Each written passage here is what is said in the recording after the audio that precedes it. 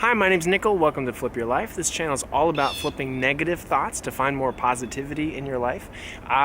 So today is the first day of March. I did some research and I found that people like a lot of motivation in March. And I think what that means is January, where I was like, all right, new year, new me. We get going, we get on a good roll, and then February comes around and we kind of fall back to some old habits and we kind of let things slide. But then when March comes around, you're like, all right, let's do it. You get a kind of a second wind around March. So in honor of March, I'm calling it Motivation March. Someone's probably come up with that before, but let's do it. So what I want to do is I want you, if you need some motivation, put some comments below, and tomorrow I'll come by with some motivation for you. I'll do that every day of March. Okay. All right. So since this is day one, I am taking from Get Motivated, and there's this need motivational advice, and I'm just taking the newest ones from yesterday, from people from yesterday. Okay. Verzon says, getting over an ex that cheated and took advantage and moving on is hard and eats away at me. Dude, I hear you. I've had some pretty rough relationships myself, so I feel for you. That's really tough. I think that part of relationships, what makes it hard is like you put yourself out there, man. You really put yourself out there and you put yourself in a vulnerable position, and people can take advantage of that. And it's rough. And so, but here's something positive. For whatever reason, you might have broken up with them, they might have broken up with you, but that was a good thing. That is a positive change in your life, right? That is a step forward. That's what I would call like a flip, like thinking, silver lining kind of stuff. Moving on is hard. That's right, moving on is hard. And it takes time and it takes processing. Don't rush it. Okay, allow yourself to feel the emotions. What I don't say, or what I don't recommend, is numbing the pain. I think we have to experience the pain and we have to transform it into something else. And so a wonderful way to do that is through some form of art. And that could be, because when the relationship that I was telling you about, I got more into songwriting and poetry and lyrics for songs, but also poetry on its own sense. That gave me a tremendous like vessel to channel all that negative energy and make sense of it and understand it and grow. But it could be anything. It can be cooking. I think cooking and baking is a form of art as well. It's painting with flavors. You could, and something as simple as coloring. Coloring is so convenient, so easy. You could go pick up a $10 coloring book and, $8 pack of crayons. And it's really, part of this is getting in touch with your inner child. And, as we grow up, we kind of grow out of that child. But I think getting in touch with that child and communicating with them through art. So that's what I would say. And also, look, you got this. You've made positive impacts in your life. You commented here looking for advice, and that is a positive thing that you did for yourself as well. So I hope this was helpful. I'm going to move on to the next comment, but if you have any kind of follow-up stuff, happy to help out. Okay, next one. Number 2, DJ Cornstalks. I want to check out your music. Says, I need a new career path, but I don't know how to go about it. I'm in the art field, struggling to pay bills and closely losing interest and passion for doing it professionally, quickly losing interest. I know I need to switch things up, but I don't even know where to start. I've considered going back to school and getting a master's in something more practical, but I'm so afraid that I'll lose interest in that too. So you're talking about losing interest, and what that tells me is that what's nice about motivation is that it helps us to do things, but what's bad about motivation is that it's fickle. In that it comes as quickly as it comes, it goes. And that's, I think, part of the motivation march is to try to get in touch with that motivation as well, but you can't rely on it. So, because 2 things, you're losing interest in your art and you're worried about losing interest in a more professional career. Self-discipline, doing what you have to do, even though you don't like doing it. So right now, where you're at right now, I think you should consider and look at all the options of grad school, what kind of things, and looking at your past, what have you been able to do, and is there something that you can kind of build off, maybe some random weird job that you had or whatnot. So that is something to try. and then losing interest and passion for doing it professionally. I don't know what kind of art you're doing, but try to find mentors. I think that's what you're saying, that you need some guidance. I can give you some guidance. I think I already said I'm kind of doing this myself. I'm having this same struggle, even considering going back to grad school, finishing grad school. I did leave grad school at one point. So I'm there with you. I'm in the same place. What I'm doing is I'm finding mentors to kind of guide me on my career path. People that I'm like, well, what kind of job do I want? Who has done it, and how have they done that? A lot of times the feedback that I get is like, well, I just kind of fell into this, which is kind of discouraging, but also kind of encouraging too, because maybe you and I will just kind of fall into something too. So yeah, and then in the meantime, so you're struggling to pay bills, just spend time every day looking for work, looking for jobs. I know how discouraging it can be, because it can feel like you're just not qualified for a lot of things out there, but keep looking for jobs. Spend a couple hours, budget however much time you have. You have to budget a significant portion of your time looking for work. That can mean looking for day jobs. It can also mean looking for clients, doing things professionally. Okay, I would refer you to Roberto Blake, who's another YouTuber who has a lot to say about freelance in the art fields and whatnot. If you're looking for money right now, he has a great video about that. I'll link that below. Just keep at it and get a good daily routine going that balances these different things. So you're always looking for more work, like more jobs.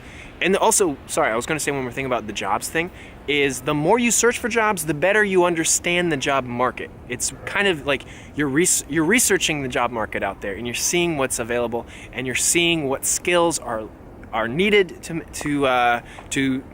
do well in your art field as well. So take note. What I was doing too is I was doing a lot of job searching, and then I'm taking notes on what kind of things am I seeing, what kind of patterns am I seeing, what kind of skills. And so I found that some office management jobs, some high productivity office jobs, so I got one of those. And then I actually did, and then also volunteering. I did volunteering for a while. That helped me get a job as well, doing some volunteering at a nonprofit. Okay, so I hope that was somewhat helpful. I hear you, it's tough. These things are solvable though. Just make sure to spend time every day trying to solve them and trying to problem solve as well. So thinking outside the box and journal your feelings. I'm journaling so much all the time. I'm going to show, in another video, I'm going to show all my different journals. I forgot to bring it in my backpack, but I'll probably do that at home. Next one, so V. Quinnes. I'm sorry if I'm butchering these brilliantly, very very creative names, but I'm getting things done because I need to do them, but I'm struggling with spending as much time on myself as I do other people, and feeling good about doing things instead of just doing them because I know I need to. I know I can read as well. I tried to do self-care yesterday. Good job. Got sheet mask oil in my eye. My bath was so hot, I was sweating for 10 minutes after it. Oh no, waiting to really feel something, because once I get home, I just wind up feeling a little apathetic. I hear you. Trying to stay motivated and focused at work because I find my attention waning. So attention, okay. Just an off week, and so far been an off year. Yeah. And trying to keep it more positive. Well, you are keeping it more positive. I think by trying to keep things more positive, and look, you tried to do something nice for yourself and it didn't work out, but you learned something, right? Okay, next time I take a bath, I'm going to make sure I don't get the sheet mask oil in my eye. You know, like how did it get in your eye? How can you prevent that in the future? And your bath was so hot, you're sweating for 10 minutes after. Is that a bad thing though? Like, I've taken baths and I kind of like that feeling, but if you don't like that feeling, then, you know, you can make it a little cooler. So part of this is discovering yourself by trying things and failing at them a little bit, but then trying again. What I'm hearing is, I tried to do self-care yesterday. That's what you said. So you haven't been taking care of yourself very much. Am I right? It's like a skill, right? So it is something that you do. The more you do it, the better you get at it. And so just keep at it and keep trying and try different things. Try some art forms. What kind of art are you a writer? Are you a painter? Are you a photographer? Try to do some of that. I always think that those kind of things are habits that you really should be putting in your life, because you feel more you. You feel more you when you do your art, whatever that art form is. And it could be, and I have a very broad definition of art. So do that, do this, try this again, but this time, water temperature a little lower, and do better with the sheet mask oil. I don't know what sheet mask oil is, but I have faith in you. And then another thing, spending as much time on myself as I do other people. So you're spending more time on other people. That's because you are a giver. You give to other people before you give to yourself. I don't know your gender. I do it, and I know a lot of women do it, and a lot of women and some men do this. They're givers more than takers. And you should be proud as well that is like your default. That's a kind default. But then you just have to switch, and you have to put, and sorry if I'm making a generalization about gender. This is just an observation. I could be totally wrong about that. But I don't want to make anyone angry by trying to be positive. And I could be totally wrong. But so where was I? So the reason why we spend more time helping other people, and I do it, look, I'm guilty of it too. I'm kind of putting an outlet on it right now by making set videos so that's my time to help other people, and it's gratifying, and I'm making a larger impact, and then I can focus the rest of the time on myself. So I'm being very deliberate about how and how much I do that. So having an outlet for that, I think is an outlet and a cap.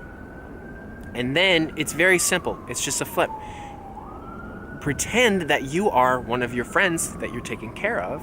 What kind of advice would you give them, right? How would you help them?